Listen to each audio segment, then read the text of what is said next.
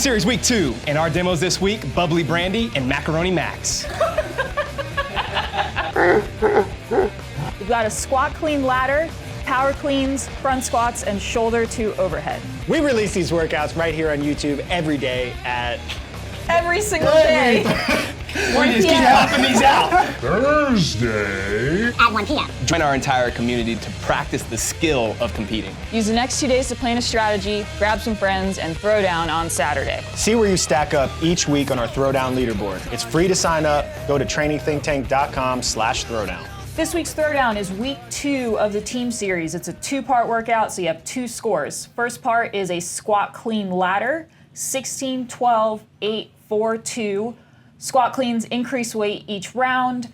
You and your teammate split up the reps any way you'd like, but you have to each hit 1 rep at each bar. You have until the 8-minute mark to complete that, then you're gonna rest till 10 minutes, and then for time, 60 power cleans, 60 front squats, and 60 shoulder to overhead. Split that up however you want, just make sure you're tagging. For the squat clean ladder, only you and your partner can change weights for this, so make sure it's one of you two, and then you must tag for every transition. For the 60-60-60, you must tag on every transition. The power clean, just make sure your elbows get past the bar and both ends of the bar touch the ground at the bottom. For the front squats, hip crease comes below knee and full extension at the top. And then for the shoulder overhead, you can do those any way that you'd like, but full extension must be met at the top of each rep. This week's demos are me and Brandy. Woo! What am I? You guys have seen me enough to know Max who I is am. Just a good-looking man. Brandy is an elite CrossFit athlete who has just had a baby and she's postpartum, so she's on her comeback trail, so you can watch how we navigate this workout. If you want to hear about that. Oh yeah, this week's Corpus Animus podcast was actually her, Becky, and Mia, the 3 female amigos, talking about amigas talking about training when you are pregnant. We had a ton of people tag us last week for the team series, so if you're doing them, just reach out to Training Think Tank or tag the team series so that we can see you do the workouts. Speaking of tagging, when you're tagging your partner in, make sure it's a hand-to-hand tag and not a hand-to-butt tag. Brandon forgot a standard. And speaking of the team series, remember you have until September 7th to post your scores. So if you haven't done workout 1 and you're just seeing this with workout 2, you can still do that and post your score. I'm gonna pull up the leaderboard here and go through the leaders of each division. Male, team, oh shoot, with an exclamation point. Evan Rogers and Lee Sherham with 929 from last week. Male-female partners, PCS Invasion, Caitlin and Nick Anapolsky, ? 959. And then the female-female pair, Blackout or Get Out. I wonder if you actually blacked out. Selena Poppert and Jamie Latimer with 1025. And those are just the current leaders. Those are the current leaders. Scores will be able to be posted until September 7th, so if somebody's out there that wants to take them down, do it. Let's go see Max and Brandy's strategy. So for the clean ladder, we're gonna do 4s in sets of singles, tag in and out. The 12s, we're gonna do 3s. When we get to the 8s, we'll do 2s. The 4s, we'll do singles, and then when we hit the 2s, we'll do singles. Then rest, and then for the clean, that second part, we're just gonna kind of go by feel based on how that first part goes. So we're gonna do clusters of 3 power cleans for as long as we can, tag. Plan is 5s on the front squat, and then shoulder to overhead. We are gonna do AMRAPs until we get through 60. Yep. How did you get blessed with having Brandy McGoldrick on your team? She asked me. Did you pay her? Just a lucky guy. Let's be honest. You paid her something. All right, so you guys had a plan to basically go back and forth where you're going fast reps, Brandy goes, you go. Yep. But that didn't necessarily work because of the weight change. You'll find out why it didn't work out.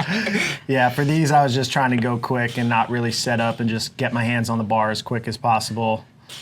Do you think it would have been a mistake to touch and go here? I don't know. I mean, in hindsight, I think I probably could have done it and it wouldn't have messed anything up. I think if you're going for the best time, because you probably save like 1 second on every cluster of 4, so 4 seconds to get through this set of 16. I don't know if that would make that big of a difference unless you were one of the elite times where you're gonna go super fast.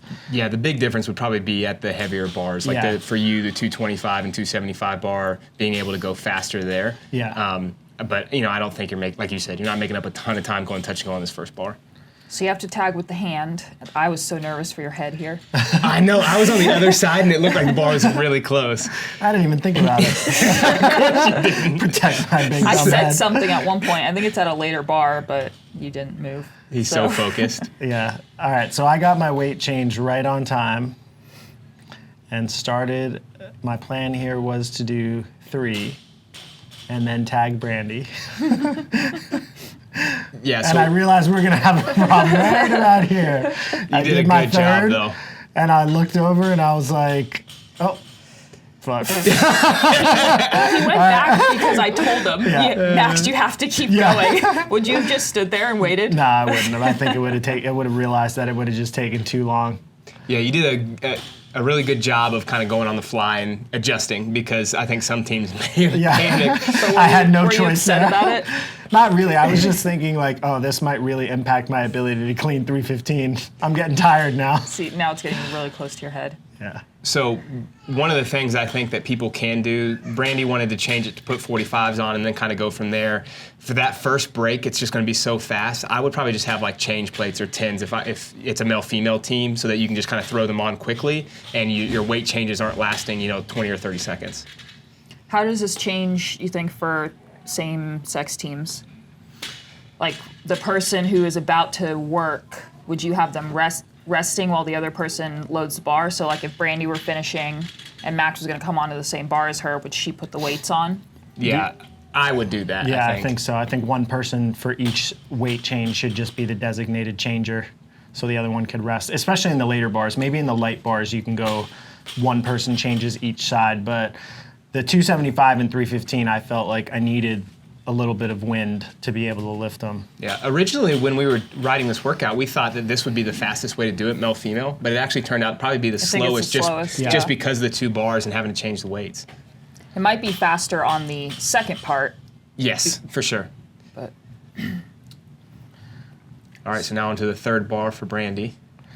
I'm loading up. That was a much faster transition there. So that's what I kind of mean. Like if you can have 15s and 10s for the ladies that are doing this, or even for the men, so you're not taking a big weight off and then putting other weights back on. Yeah, the change from, well, actually for me it was really the 185 to 225 is really the only one that you have to strip anything off.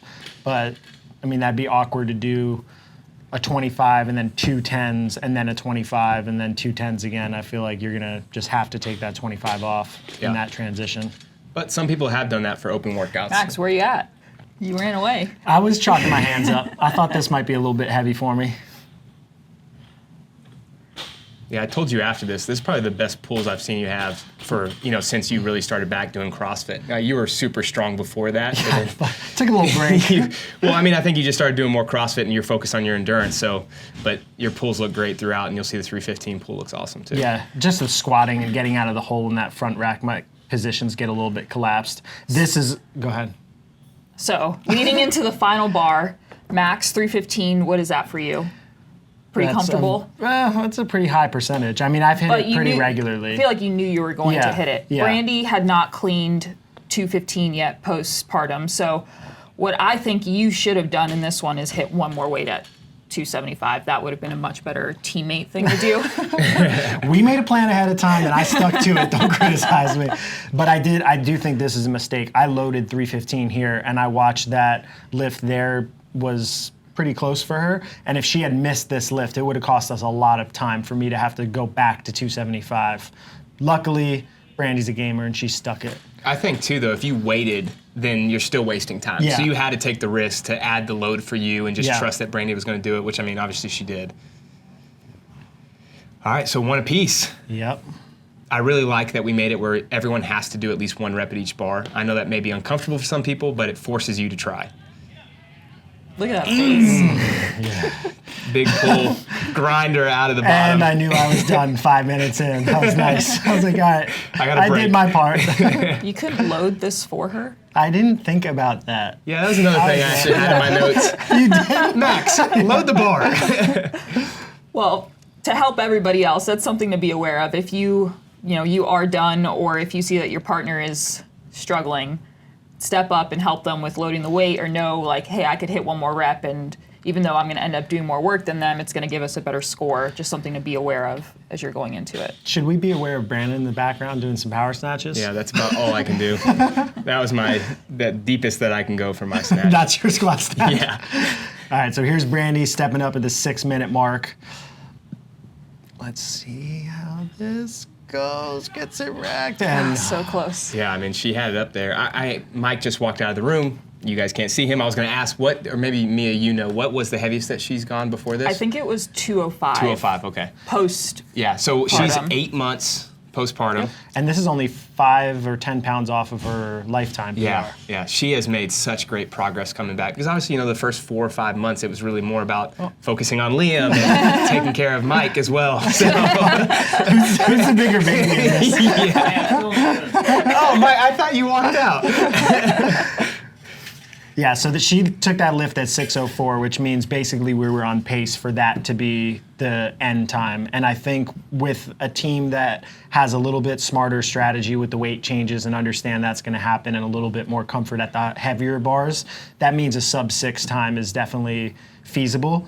At this point, she looked at me and said, you know, should I hit it at 7? And I said, look, just give yourself one attempt, take it whenever you're ready. And we just basically were trying to beat the time cap because I figured there's going to be a bunch of teams with at least one person that can't hit the bar. Yeah. Because it is pretty heavy. Getting ramped. Yep, stepping up to the bar. Let's go. Silence is awkward. Go, Brandy. I like it. And she Good hits pull. it. Gets it. Solid. Brandy. 7. Did you give us 732? I thought I put our. Yeah. Yeah? Okay. All right, so you guys, for those that are doing this, obviously 8-minute time cap, 2-minute transition, then at 10 minutes you'll start the next part, which to me looks like the worst part of the workout. Yeah, it's surprisingly uncomfortable. I guess I shouldn't be surprised that any CrossFit workout is ever uncomfortable anymore, but it didn't look that bad. I'm like, oh, it's only 30 reps of each movement. Not too bad.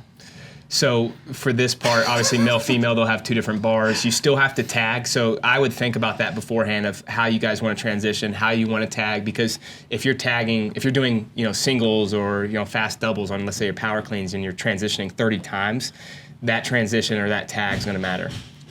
Yeah, there was one time I think that I blanked on it, but otherwise I had a decent rhythm. It's actually really difficult to finish your power clean or finish your front squat and figure out how to get the bar down and tag Reach quickly. out, yeah. And you lose half a second on every single transition. Like those little things in team workouts matter so much more than you would think. Fitness is a big part of it, but also just little execution things like that. Especially goes a in long team. way. Yeah. For sure. So I haven't seen you guys really talk yet. Did you guys try to change your strategy after that? Did you both feel okay? Like, we're going to attack it? Yeah, we just went with the original plan that we had. Yeah. I don't think we would have changed anything. I don't think Max said a word this entire He workout. was so focused. I don't. I think that Don't do that when you're on a team. Talk to your teammate. Brandy was the leader here. I'm just following. That's a good path. Yeah. Tell me what to do, and I'll try to do it. What I was going to say is I think it, you know, in this kind of scenario, it's probably the last few bars are slow enough that you don't feel like a ton of metabolic fatigue going into this, so you can probably attack it more than you think. But it's worth getting an assessment of your partner and where you're at before you start this so you know how to attack the power cleans. Yeah, I mean, I felt pretty recovered by this point. I mean, I just felt like warm. I mean, my legs didn't really feel like numb or overworked from the squat clean, so I felt like I was ready to hit a Metcon by this point. Maybe if you went a lot faster, but if you go a lot faster, you have 4 or 5 minutes rest. Yeah. All right. Go 5 seconds. Stand by. Shall begin. Who's starting here? Me, Oh. yeah. Did you, beforehand, this is one of the things that we talked about before we got on, but did you guys talk about doing touch and go reps on the power We cleans? thought about it. I just thought that the front squats and the shoulder to overhead were going to be too big of a Because you have part to of the go touch and go workout. there. Yeah, so I just thought let's try to stay as fresh as possible and use a kick later in the workout. But I think you could save a lot of time doing, touch and goes here. You could probably even open with like 5s touch and go to start, and you'd be taking away a big chunk of the workout right off the bat. I badly want to do this with Mike to see what we could get. I think Mike would do like 20 touch and go power cleans to start and really help us out. I mean, you could fly if you did that. I think that would be the one advantage. If you're really good at any pulling off the ground, especially a power clean, then maybe doing one big set and then going to fast singles makes sense. Like you could get 20 out of the way, 10 and 10 each partner, and then all of a sudden you're way ahead of everyone else. But that means you have to do the first part of the workout too. Yes. Agreed. Do the 135 bar. Yeah. So these bars, if you are doing singles, like I'm kind of just trying to throw the bar down and grab, and my hands were uneven a bunch of the times. But I think that's really the only strategy that you can kind of do fast singles in. Otherwise, you're just waiting for the bounce. Yeah, something you don't want to do here is put one hand on the bar and then the other one and watch where you're placing your hands. Just grab and go. Yeah. I kind of like pushing the bar down. So like basically I'm looking at the knurling and I have the same hand pattern every single time, but I'm riding the bar down with my palms, basically fingers open so you don't jam your fingers. And then as soon as it hits the ground, that's when I'm grabbing and pulling back. Yeah, it makes a big difference. You can cycle pretty quickly that way. And I was getting some elbow comments. I was watching my elbows to see if they were bad, but they don't look bad right now. What I always do with you is I say something Before it becomes an Yeah. Yeah, and then she doesn't know rep other people. That's not true. Easiest not true athlete at in all. the gym to no rep. So your turnover, both of you, has stayed the same throughout. So I think maybe the singles is a good strategy. Obviously, again, if you want to get out ahead, you're probably going to have to go a big touch and go set, but this seems to work. Yeah, I wasn't super fatigued by this point. I felt just a little bit of metabolic fatigue, but I feel like the cycle rate is split up enough that you kind of get like a 5-6 second break every time you do the power clean, so you don't really get too redlined in this format. It's almost like just doing continuous cluster sets Yeah, for 5 straight minutes. Yeah, you guys looked really comfortable here, particularly Brandy. Well, Brandy always looks comfortable. You express. My pain. Yeah, and you looked pretty comfortable. Yeah, I wasn't there yet. Would you say that this was the easiest part of the 60s workout? Yeah, for sure. And then you get progressively more tired, and for me, the movements are getting progressively more difficult too. Right. I think if it ended on front squats, that would have been the worst. Yeah. Because front squats were definitely the worst movement. For it's sure. also positionally probably my weakest barbell movement. And probably the hardest to breathe in too, Yeah, right? because it's just kind of like crushing me forward. Yeah. My elbows don't stay up that well. Historically, doing front squats into shoulder overhead has been a very big challenge for me, so I assume that that's probably what you guys are going to feel here too. Just like you don't realize how, especially at that load, 155 and 105, how much you're using your legs in a shoulder overhead movement like that. Yeah. So it took us 3 minutes, 21 seconds to get through the 60, and then we're going sets of 5 here. I tried to keep my cycle rate of my squats up and not like pause at the top, but you'll see as I get deeper into these sets, it became unmanageable. Yeah, it's really hard to keep them fast, especially when you're turning over this fast. If you were doing this by yourself, you wouldn't be taking 5-second breaks. Yeah. It probably would elongate a little bit. I think what you can do here, because you're going to get to the point where you're not squatting as fast, but just making sure you're hitting that transition and not taking any extra time. What you guys could do, and I don't know if I'll even do this, if it's realistic, but Brandy could have like one hand on the bar, one hand extended for you to touch, and then just put it back on. That would be faster. Yeah, my fitness wasn't there. I'm being honest. Story of your life. I know how to go faster, I just can't. Do you think in these workouts, like, okay, I have 6 sets of 5 to start, and then it's like I have 5 sets of 5 and 4 sets of 5. Sometimes, do you do anything yeah. like that? Yeah, I lose count a lot though Okay. when I'm in the middle of the workouts. That's one of the things that has really helped me. So just something that you guys can think about at home of like coming up with a little kind of micro goals. Like, hey, this is my first set of 5, second set of 5, and just keep going like that. So I'm not thinking about, man, I have 30 reps of these, then shoulder overhead. I'm just thinking about the front squats.